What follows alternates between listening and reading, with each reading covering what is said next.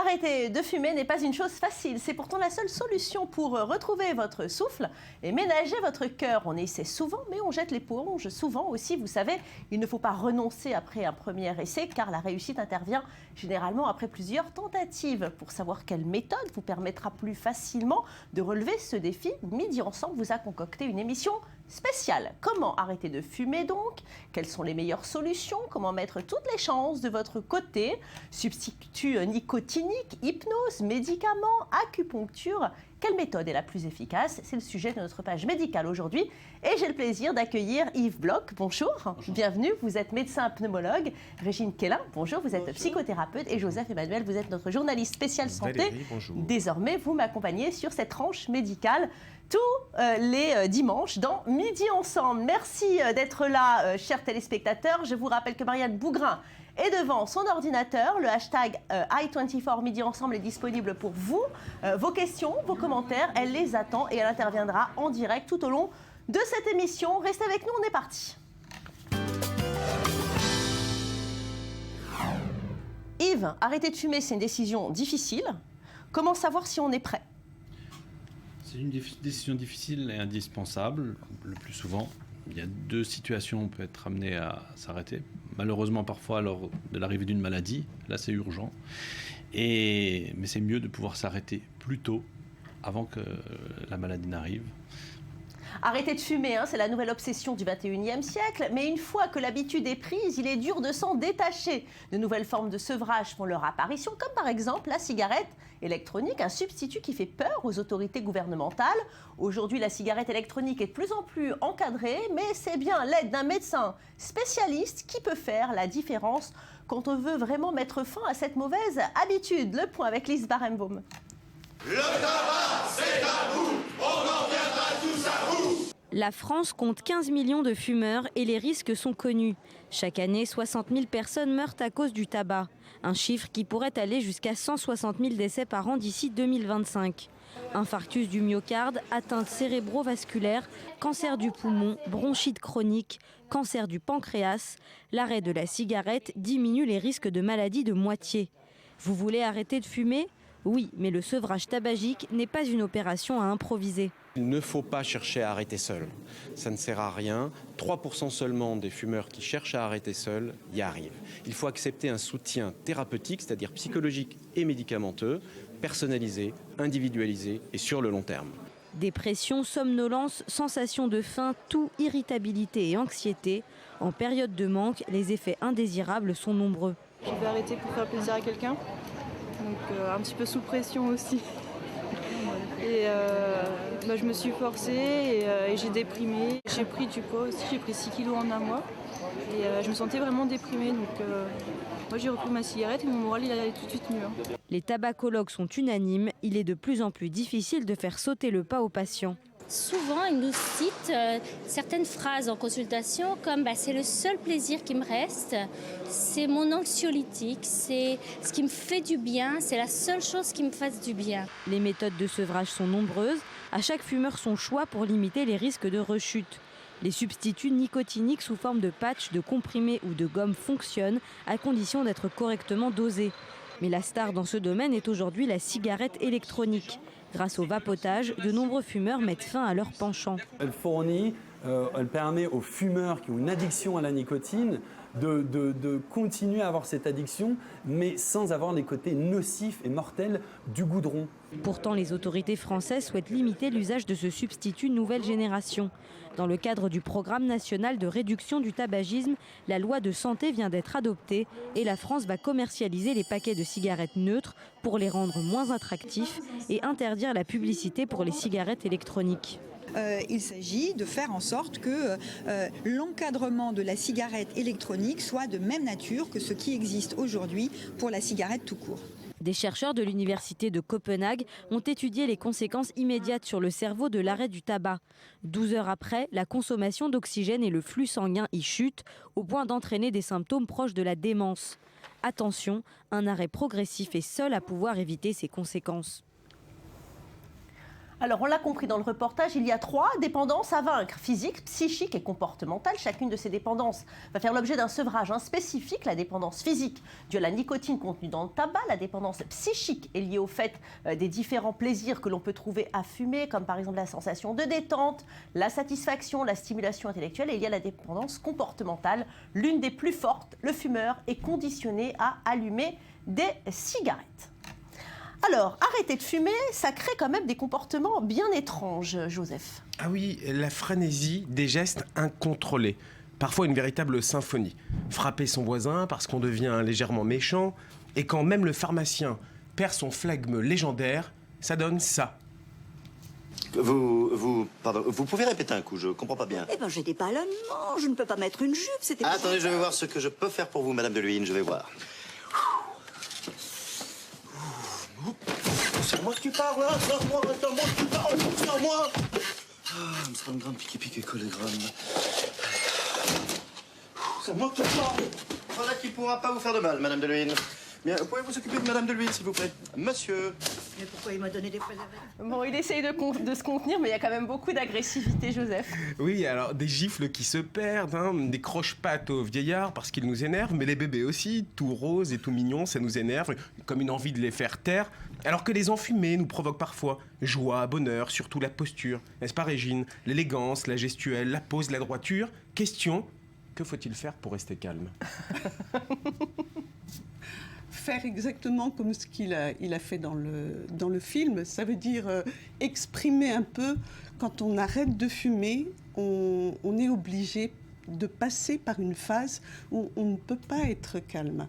Après, à nous, en tant que professionnels, de canaliser un peu pour éviter effectivement de frapper les bébés, les vieillards, etc. Les débordements. Mais il y a quand même des techniques de relaxation, de prise de conscience qui permettent un peu quand même de limiter les dégâts. Donc si vous voulez vous arrêter de fumer, Joseph, il va falloir vous mettre au yoga. Allez, on va parler du tabagisme féminin. Les fumeuses sont de plus nombreuses à souffrir de ces maladies liées à la cigarette. Cette tendance est très inquiétante. Le cancer du poumon pourrait devenir d'ici 20 ans le premier cancer féminin devant celui du sein. Les femmes consomment et se consument donc davantage. Yves ? Le cancer du poumon est déjà devenu le premier cancer de la femme aux États-Unis. Donc effectivement, nous avons un peu de retard. Nous ne manquons malheureusement pas de le rattraper. Et il semblerait qu'effectivement les poumons féminins soient un peu plus sensibles à la fumée de cigarette que les poumons masculins. Donc le risque de maladie est également très présent. Alors justement, quelle est la raison principale qui retarde l'arrêt du tabac, Régine ? Si on considère le tabac, il faut le considérer. On n'est plus, comme ce que vous disiez tout à l'heure, un problème de comportement, de dépendance psychique. On est dans le domaine de l'addiction. Et l'addiction est un problème global qui touche toute la personnalité en entier. Donc, on peut aller voir des spécialistes, on peut réduire relativement facilement l'addiction au tabac.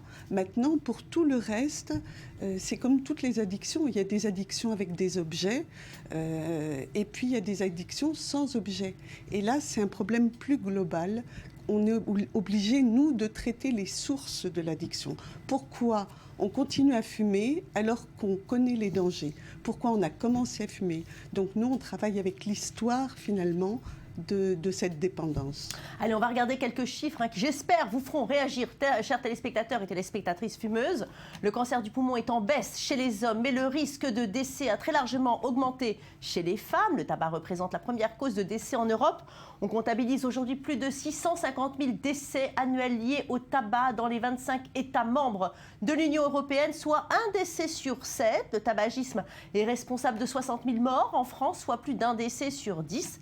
Pour un fumeur sur 4, l'espérance de vie est réduite en moyenne de 20 ans et se solde par une mort avant 65 ans. Malgré ce triste tableau, les méfaits du tabac sont généralement minimisés par les victimes de la cigarette. Alors Yves, vous qui êtes pneumologue, est-ce que vous voyez de plus en plus de cancers du poumon ? Dire qu'on en voit plus, je ne sais pas, on en voit beaucoup depuis de nombreuses années. C'est une pathologie malheureusement fréquente, comme dit, c'est le premier cancer de l'homme, le deuxième cancer chez la femme. C'est une maladie malheureusement très grave. d'une certaine manière, il y a des progrès qui ont été faits en termes de soins. Il y a des progrès indéniables, mais ça reste une maladie très grave. Et souvent, mais justement, quand les gens consultent, est-ce qu'il est déjà trop tard? Quand ils consultent pour un cancer du poumon, oui. Il n'est jamais trop tard. Il faut consulter et il y a des soins, quel que soit.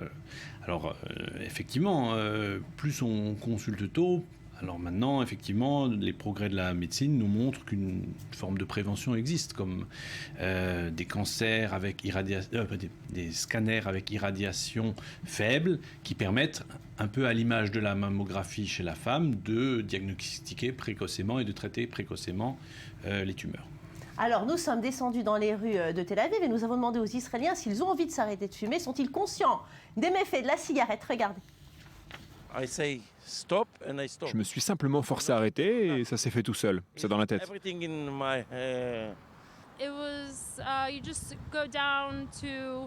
J'ai diminué d'une cigarette par jour. Le secret, c'est d'arrêter d'acheter des paquets à partir du moment où on dépend des autres. Ça rend les choses plus compliquées et petit à petit, on s'arrête de fumer.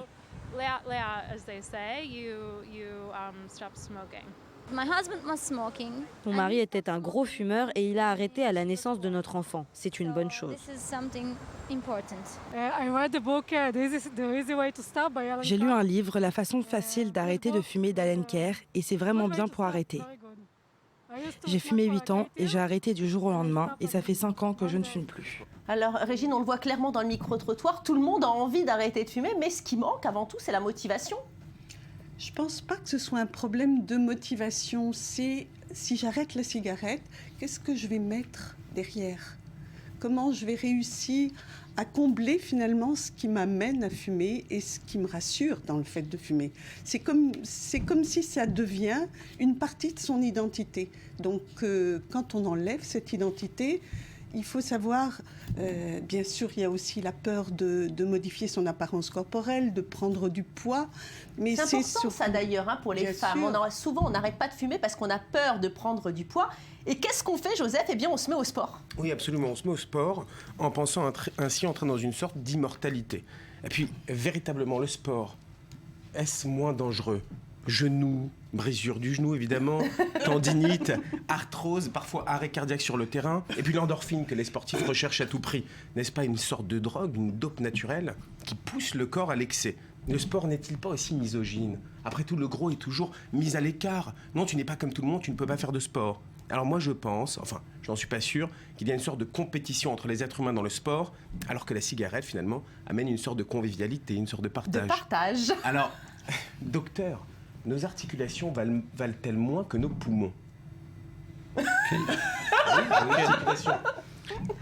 faites du sport. Effectivement, le risque par rapport aux articulations, c'est de se casser la figure. Un petit peu. Maintenant, le sport, comme toute chose, doit être pratiqué avec une certaine modération. Toutes les bonnes choses.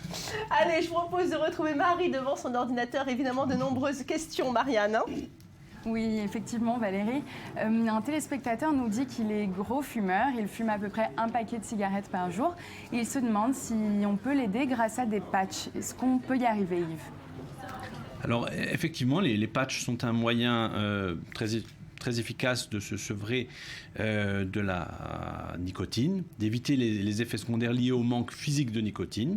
Il faut toujours se faire aider pour adapter de façon correcte la dose. Il y a aussi moyen de prendre des chewing-gums en cas de manque.